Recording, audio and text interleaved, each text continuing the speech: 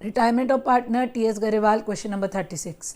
तो जैसे कि हमने लॉन्ग क्वेश्चन स्टार्ट कर दिए थे, आज हम उसी के आगे कंटिन्यू करते हुए क्वेश्चन नंबर 36 सॉल्व करेंगे।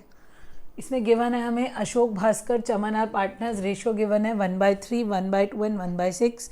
तो आप लोग को पता है कि अगर रेशियो ऐसे गिवन होता है तो पहला जो हमें काम करना है वो ये है कि हम उसे डिनोमिनेटर को सेम करेंगे। तो 1/3, 1/2 और 1/6 का अगर हम एलसीएम लें तो ये 6 आएगा और रेशियो आएगा 2:3:1। तो हमारा जो ओल्ड रेशियो क्वेश्चन में गिवन है वो है 2:3:1। अब हमें लाइबिलिटीज़ और एसेट गिवन है। पहले जो हमें बनाना है वही रिवैल्यूएशन अकाउंट हम लोग बनाएंगे। तो हम स्टार्ट करते हैं रिवैल्यूएशन अकाउंट से। ये हमारी एडजस्टमेंट्स हमें गिवन है, ठीक है। तो फॉर्मेट बना लेते हैं पहले रिवैल्यूएशन अकाउंट का।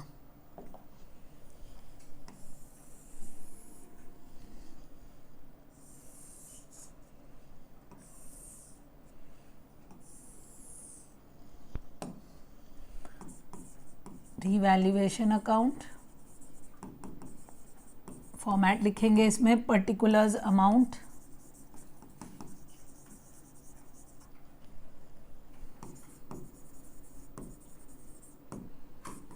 Particulars amount.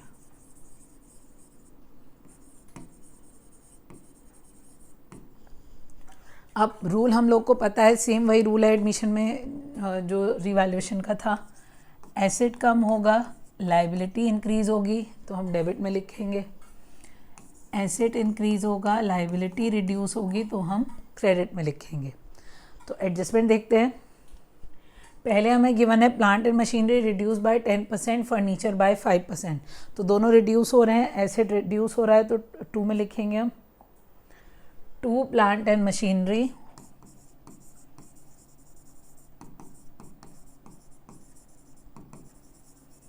And 2 furniture. अब चेक करते हैं क्या वैल्यूज़ हैं। प्लांट एंड मशीनरी को 10% डेप्रिशिएट करना है, यह आएगा 40,000। 1 लाख को 5% डेप्रिशिएट करना है तो ये आएगा 5,000। तो वैल्यू आ जाएगी 40,000 और 5,000। ऐसे ही चेक करते हैं हम आगे क्या गिवन है। Next adjustment, stock increase by 15%, building bye 10%। दोनों चीज़ें इंक्रीज हो रही हैं, इंक्रीज होंगी तो हम रिवैल्यूएशन की क्रेडिट साइड में लिखेंगे by stock and by building. Values check कर लेते हैं, स्टॉक और बिल्डिंग की कितनी वैल्यूज़ हैं। स्टॉक को इंक्रीज करना है हमें 15% और बिल्डिंग को 10%। तो स्टॉक की वैल्यू गिवन है हमें 2,50,000। तो ये इंक्रीज़ करोगे 10% तो 25,000 और 12,500, ये आ जाएगा 37,500। ऐसी बिल्डिंग के लिए कैलकुलेट कर लेते हैं। बिल्डिंग की परसेंटेज तो इजी है, 10%। बिल्डिंग की वैल्यू गिवन है हमें 5 लाख। 5 लाख का 10% हो जाएगा 50,000। ये आ गया, ठीक है। अब देखते हैं प्रोविजन के लिए क्या कह रखा है इन्होंने। Provision for doubtful debts increased to 20,000। Increase to मतलब अब हो जाना चाहिए 20,000। पहले चेक करते हैं प्रोविजन कितना है। देखो 5,000 है, यहाँ प्रोविजन हमें 5,000 गिवन है। अब ये होना चाहिए 20,000, तो इंक्रीज हो गया। प्रोविजन हमारी लाइबिलिटी है, लाइबिलिटी इंक्रीज होगी तो हम डेबिट साइड में लिखेंगे to provision for doubtful dates.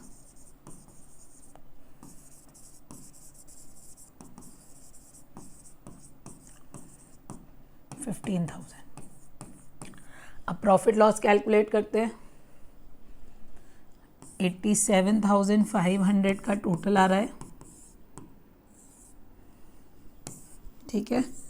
Minus करेंगे 87,500 में से 60,000 माइनस कर दो to profit Ashok Bhaskar and Chaman. तो 60 माइनस किया, ये आ गया 27,500। अब आप लोग को पता है कि रिवैल्यूएशन का जो प्रॉफिट है वो ओल्ड रेशो में बटेगा। ओल्ड रेशो हमने अभी कैलकुलेट किया था, 2:3:1 में डिस्ट्रीब्यूट करेंगे। तो 27,500 इंटू 2/6, 27,500 इंटू 3/6 and 27,500 into 1/6.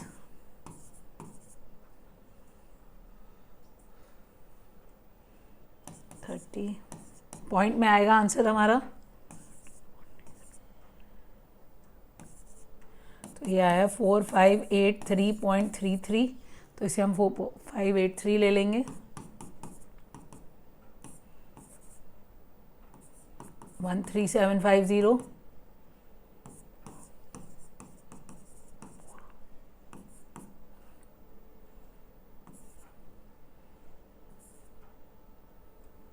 13667, ठीक है। तो ये हमारी वैल्यूज़ आ गई, हम पुट कर लेते हैं इसे। सॉरी, ये थोड़ी सी वैल्यू में मिस्टेक है हमारी, दोबारा कैलकुलेट करते हैं इसे।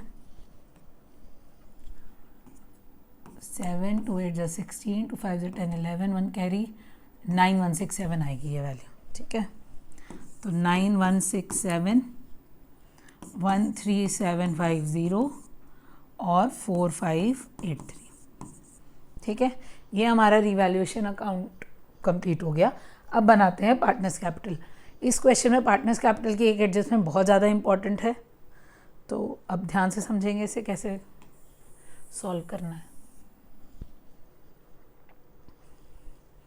3 पार्टनर है हमारे पास, अशोक, भास्कर और चमन।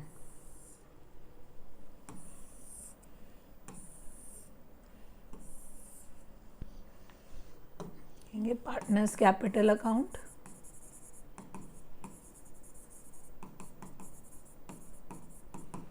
सो particulars Ashok, Bhaskar, Chaman and particulars Ashok, Bhaskar and Chaman. अब सबसे पहले बैलेंस पुट करते हैं। बैलेंस हम पुट करेंगे, देखते हैं कितना है बैलेंस बैलेंस शीट में। तो बैलेंस शीट में इनके कैपिटल गिवन है 3 लाख, 4 लाख एंड 2,50,000। तो पुट कर देंगे इसे। By balance brought down.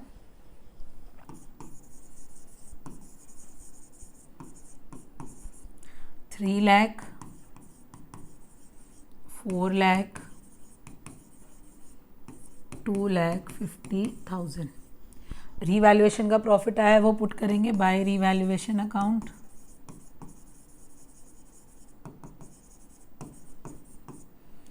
$9167,13750 और 4583। अब बैलेंस शीट में वैल्यूज चेक करते हैं क्या हमारे पास कुछ डिस्ट्रीब्यूट करने के लिए है। I think journal reserve given है हमें, तो जर्नल रिजर्व डिस्ट्रीब्यूट होगी 2,20,000, एडवर्टीजमेंट सस्पेंस डिस्ट्रीब्यूट होगा 60,000, ठीक है। तो दोनों चीज़ों को डिस्ट्रीब्यूट करेंगे, जो राइट में है वो लेफ्ट में और जो लेफ्ट में है वो राइट में। तो यहाँ हम डिस्ट्रीब्यूट करेंगे 2 एडवर्टीजमेंट सस्पेंस। सब कुछ ओल्ड रेशियो में ही डिस्ट्रीब्यूट होगा, तो 2:3:1 में ही डिस्ट्रीब्यूट करना है। तो ये आ जाएगा 20,000, 30,000 एंड 10,000। अब ऐसे ही जर्नल रिजर्व डिस्ट्रीब्यूट करेंगे by general reserve. General reserve हमारी फिर पॉइंट्स में आएगी, कैलकुलेट कर लेते हैं। 2,20,000 इंटू 2/6,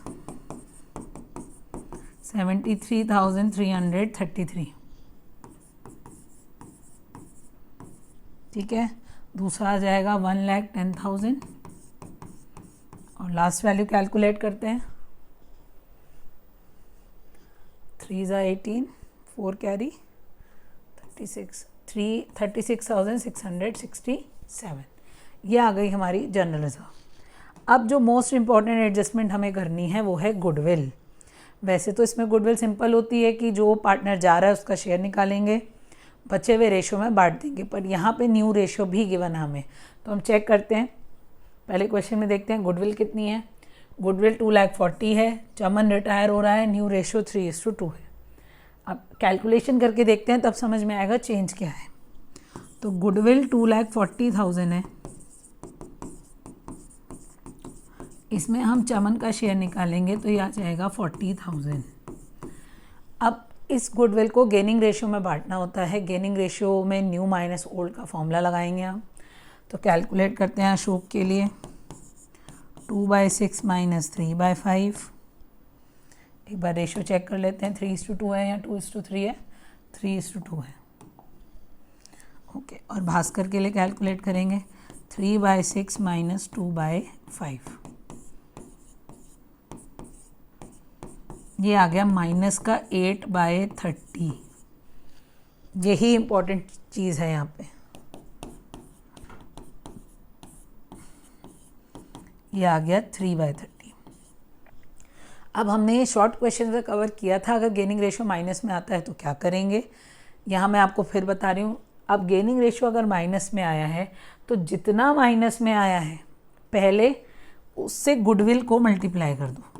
ये आ गया 2,40,000, तो 3/8 = 24। ये वैल्यू आ गई 64,000। ठीक है, ये हमारी वैल्यू है 64,000। अब क्या करना है, जो पार्टनर जा रहा है उसके अकाउंट में गुडविल हम बाई में पुट करते हैं 40,000। जो पार्टनर नहीं जा रहा और माइनस में आ गया है उसकी गुडविल भी हम बाई में ही पुट करते हैं 64,000। सॉरी, ए आया है तो ये आ गया 64,000। ओके, एक काम करते हैं, फॉर्मूला एक बार दोबारा लगाते हैं। हमने न्यू माइनस ओल्ड नहीं किया है यहाँ पे, इसलिए हमारे आंसर थोड़े ऑपोजिट आ रहे हैं। 3/5 माइनस 2/6, 2/5 माइनस 3/6। ये आएगा 8/30 और ये माइनस का आएगा माइनस का 3/30। अब इसमें गुडविल को मल्टीप्लाई करेंगे हम 2,40,000, तो ये वैल्यू आएगी 24,000। तो बी माइनस में आ रहा है, ए नहीं आ रहा है। मैंने ओल्ड माइनस न्यू लगा दिया था, न्यू माइनस ओल्ड है गेनिंग का फॉर्मूला। ठीक है, दोबारा से पुट किया हमने। अब इसे पुट करोगे, ये आएगा 24,000 यहाँ पे। जिसकी गुडविल जो जा रहा है उसका गुडविल बाय में ही आएगी, और जो माइनस में आ गया उसकी गुडविल भी बाय में ही आएगी। अब बचा कौन? ए। ये दोनों वैल्यूज़ ए में हम पुट करेंगे टू साइड में, 24,000 और 40,000। अब नेम लिख देंगे हम ऑपोजिट, तो यहाँ लिख देंगे 2B's कैपिटल, 2C's कैपिटल, और ये आएगा बाय एज कैपिटल अकाउंट। अब इन्हें बैलेंस कर देंगे। सी जा रहा है तो सी का अमाउंट तो लोन में चला जाएगा। सी का लोन कैलकुलेट कर लेते हैं हम लोग। ठीक है, यहाँ लिखेंगे 2C's लोन अकाउंट, और बाकी दोनों के कैलकुलेट करेंगे बैलेंस CD, 2 बैलेंस CD। तो ये वैल्यू कैलकुलेट कर लेते हैं। 2,90,000 प्लस 36,667 प्लस 4,583। मैं आपको कैलकुलेशन भी करके दिखा रही हूँ, इसीलिए वो इजी हो जाता है, समझ में आ जाता है कैसे करना है।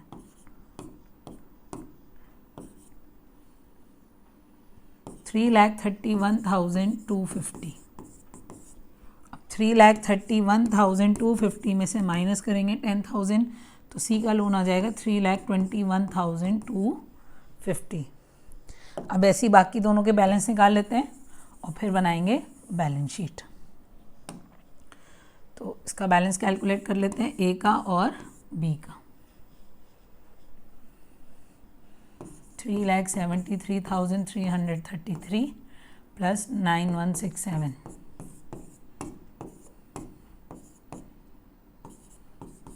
3,82,500।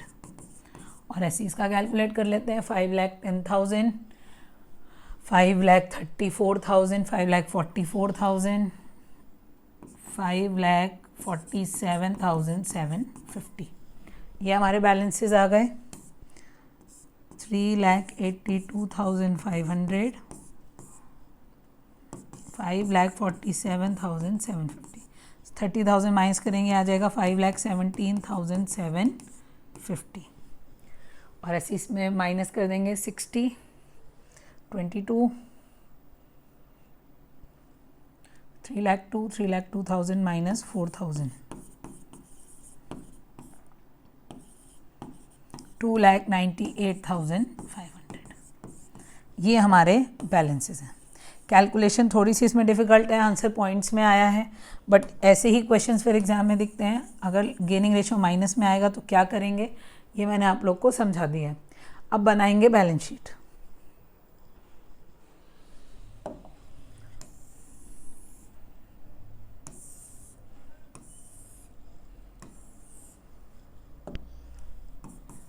बैलेंस शीट,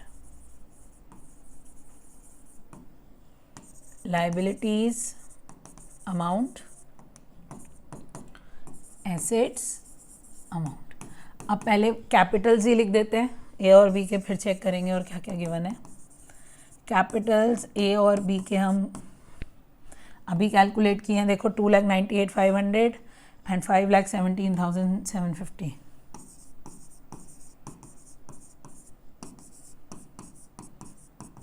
सी का लोन पुट करेंगे।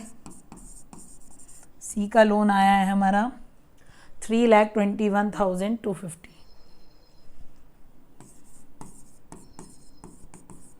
अब बाकी चीज़ें चेक करते हैं क्या क्या गिवन है हमें बैलेंस शीट में। तो बैलेंस शीट में हमें गिवन है क्रेडिटर्स कोई चेंज नहीं है, लोन पेबल कोई चेंज नहीं है, ऐसे पुट कर देंगे क्रेडिटर्स और लोन्स पेबल। क्रेडिटर्स 2,50,000,